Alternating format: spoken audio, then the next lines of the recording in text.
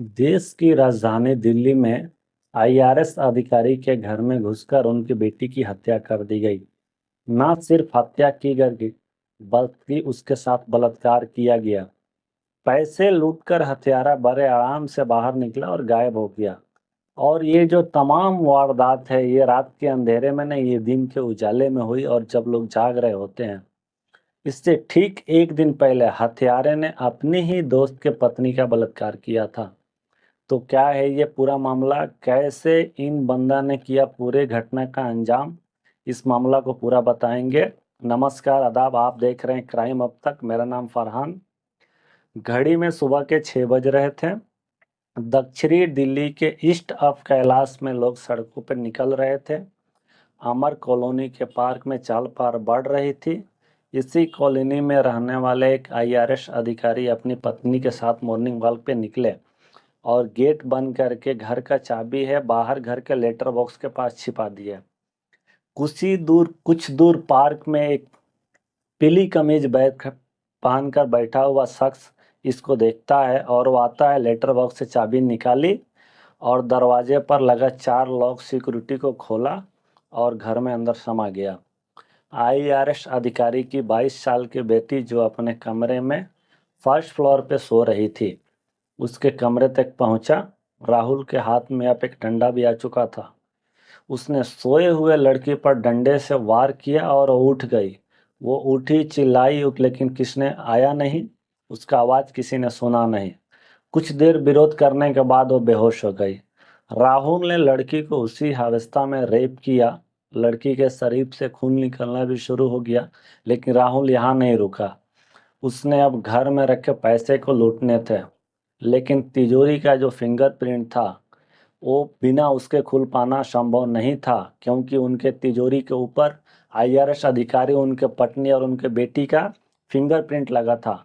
और राहुल को ये चीज़ मालूम था, क्योंकि यह वही घर था जहां राहुल पहले 9 महीने नौकर के रूप में नौकरी करके गया था। उसने जब ये खोलने के लिए लड़की को घसीटना शुरू किया, सीढ़ी तक घसीट कर लेके आया और खून से रास्ता पूरा लथपथ होते चला गया। पूरी सीढ़ी पीड़िता का खून का छाप छोड़ते जा रही थी। वो तिजोरी तक पहुंचा, खून से सनी पीड़िता की उंगली को फिंगरप्रिंट के लिए इस्तेमाल किया, लेकिन वो बार बार फेल हो जा रही थी। दावा किया जा रहा है कि राहुल जब पीड़िता के साथ ये सब कर रहा था, उसकी मृत्यु हो चुकी थी। उसका शरीर का ब्लड सर्कुलेशन बंद हो गया था। उसके बाद राहुल को पीड़िता ने वहीं छोड़ा और पेचकस से लॉकर को तोड़ने लगा। लॉकर तोड़ने के बाद उसने पैसे निकाले और उनके खून से सने पैंट को बदला और घर से बाहर निकल गया। घर में अब सब तरफ बिखरा सामान था, एक लड़की का मृत शरीर था और उसका संघर्ष का कुछ निशानी था। आईआरएस अधिकारी और उनकी पत्नी जब वापस आए अपने घर में, तो देखते हैं कि उनकी बेटी एकदम मृत अवस्था में पड़ी हुई है, घर में खून फैले हुए हैं। उन्होंने पुलिस को रिपोर्ट किया, पुलिस आई और जांच शुरू की। इलाके के सभी सीसीटीवी कैमरों को खंगाला हुआ तो एक कैमरा में एक बंदा नजर आया, जो कि ब्लैक कुर्ता और काला कलर का पैंट पहना हुआ था, और वो घर से घुसा है और वो कैमरे में नजर आया उसी घर से निकलते हुए। और साथ ही एक सिक्योरिटी गार्ड ने भी देखा था और दूसरा साथ की चाय भी ऑफर किया राहुल को, बट उन्होंने मना कर दिया। लेकिन जब पुलिस ने प्रयास किया तो राहुल को पकड़ लिया। राहुल करीब 1.5 महीना पहले उसी घर में नौकरी से निकाल दिया गया था। वजह थी दिलों में हेरा फेरी, और एक पड़ोसी से आईआरएस के नाम पर 1.5 लाख रुपए का उधार ले लिया था। नौकरी जाने के बाद से वो अंदर ही अंदर रंजिश पालता था और बदले लेने की फिराक में था। मंगलवार शाम यानी 21 अप्रैल को करीब शाम 7 बजे राहुल ने अपने दोस्त को बाइक पे बैठाया और अलवर के एक गांव ले आया। वहां उसका दोस्त रुक गया, लेकिन राहुल वापस आने का बहाना बनाकर लौटा। रात करीब 10:30 बजे वो दोस्त के घर पहुंचा और वो दरवाज़ा खटखटाया। दोस्त को पत्नी को लगा कि उसका पति वापस आ गया। उसके दोस्त की पत्नी ने दरवाज़ा खोला। राहुल जबरदस्ती अपने दोस्त की पत्नी को घर में घुसा और उसके पत्नी के साथ बलात्कार किया। रात 10:30 बजे महिला ने रोते हुए अपने पति को फ़ोन किया और अपने साथ जो अब बीती है उनकी सुनाई कि आपका जो दोस्त है ये कैसा हाल किया मेरे साथ। दोस्त के साथ अब बीती करने के बाद रात में ही राहुल ने 190 किलोमीटर का सफ़र तय किया और बुधवार को वो दिल्ली पहुंचा। उन्हें पास के एक निजी में एक रूम को 6,000 रुपये में किराए पे लिया और एम्बुलेंस लेकर के अमर कॉलोनी पहुंचा और ड्राइवर को बिना पैसे दिए ही वहां से गायब हो गया और वो घर के तरफ चल दिया।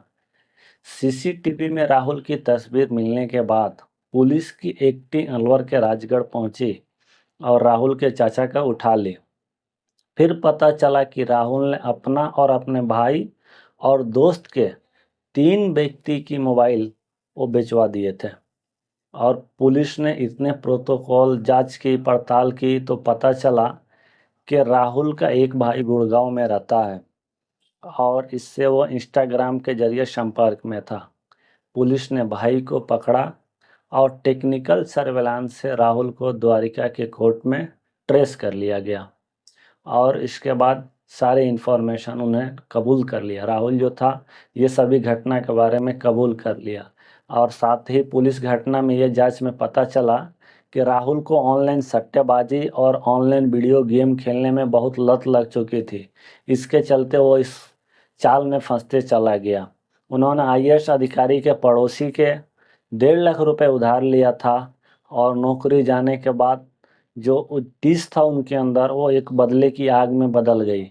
उसके बाद जो राहुल था इस प्रकार के घटना तक को अंजाम दिया।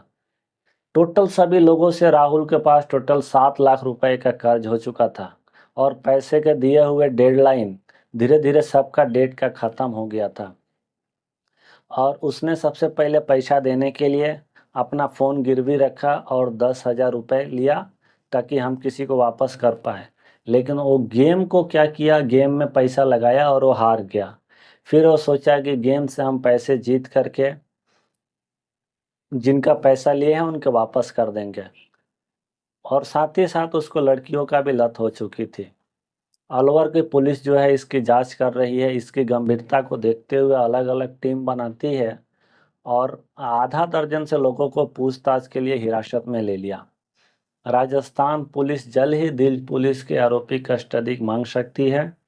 दोनों राज्यों की पुलिस मिलकर इस मामला की जांच पड़ताल में लगी हुई है। यह घटना तब हुआ जब ये दिन में सभी लोग जाग रहे थे। ये दिन में इसके अंदर इतना बड़ा साहस आया कि ये इन घटना को दिन में अंजाम दे दिया। धन्यवाद आप सभी को हमारे इस घटना को सुनने के लिए। तब तक के लिए जय हिंद।